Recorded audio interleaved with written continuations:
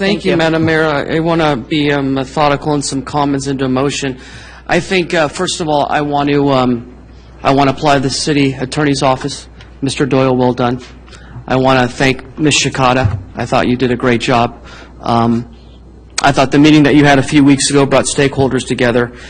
And look, every one of you did it right tonight. Whether you agreed with this ordinance or not, your comments were passionate.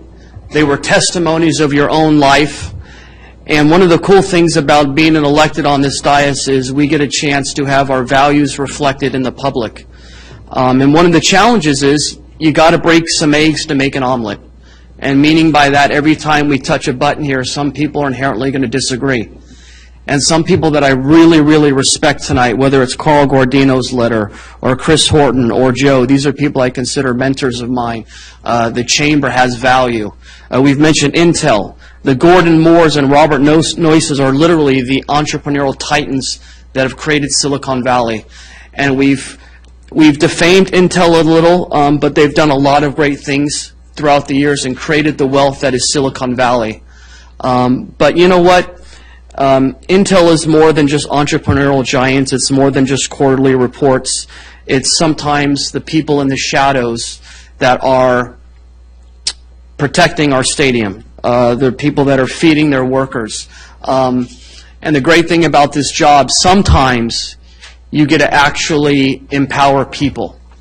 And I really believe this ordinance has been improved since I and Mayor Gilmore brought this up almost 2 months ago. And let me tell you right now, I know my colleagues are very pro-business, and I think this ordinance is very pro-business, and let me tell you why. This ordinance is no economic burden on businesses. This is not about increasing wages or benefits. Successor contractors can actually lower those.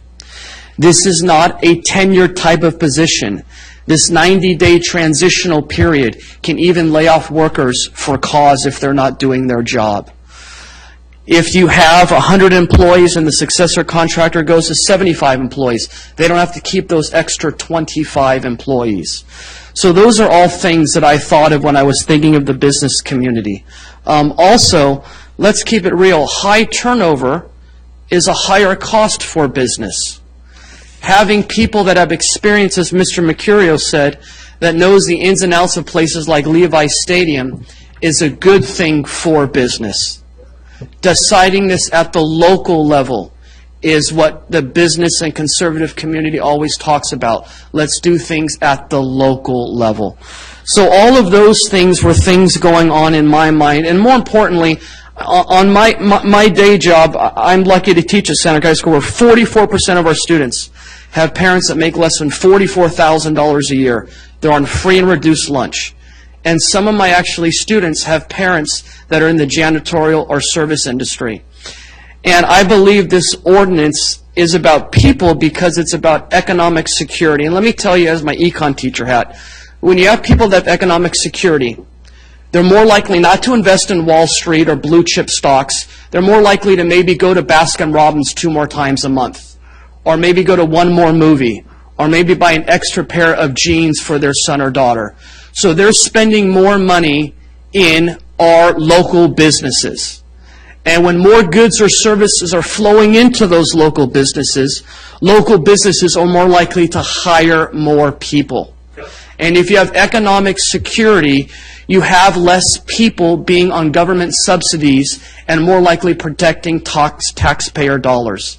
And when businesses are hiring more and workers are spending more discretionary money, you're flowing more taxes into our government agencies so we can provide more services like filling our potholes, making sure that places like UC Berkeley, that in the 60s, when the middle class was strong, tuition was $0. Now my students getting into Berkeley can't go there because they cannot afford. They're getting into Berkeley and they cannot afford to go there. So that is what I call an economic virtuous cycle.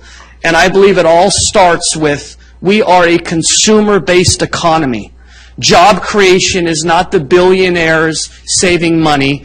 Job creation is the workers providing those services and spending money. I see it. We need to restore that. And more importantly, as a government teacher too, some of our earliest states, like Virginia, Kentucky, they were called commonwealths. And if you run in Massachusetts, you're not the governor of the state of Massachusetts, you're the governor of the Commonwealth. And what that means is we are a community. And I'm a teacher, and one of the benefits of being a teacher in a public school as a third-generation union member is after 2 years, if you do a good job, you have tenure, which is job security. And I was thinking some of my friends and myself today, you know how liberating it is to have job security and know that you're going to have a paycheck next month and knowing I can provide for my son down the road? And we are up here to try and help people. And this ordinance is business-friendly. It is conservative about local control, and it's creating more economic virtuous in that cycle that I believe. So for all of these reasons, this is a no-brainer, in my opinion. And I really do like what Mr. Lane said. We are the center of what's possible. We did it a year and a half ago when the minimum wage was the highest in the county, and we heard people speciously say, I'm going to close down my business, my restaurant's going to close. Fiorillo's is doing damn well right now after the minimum wage is raised. Okay? So this is another opportunity to speak in fact and not specious arguments. This is a chance of putting people first.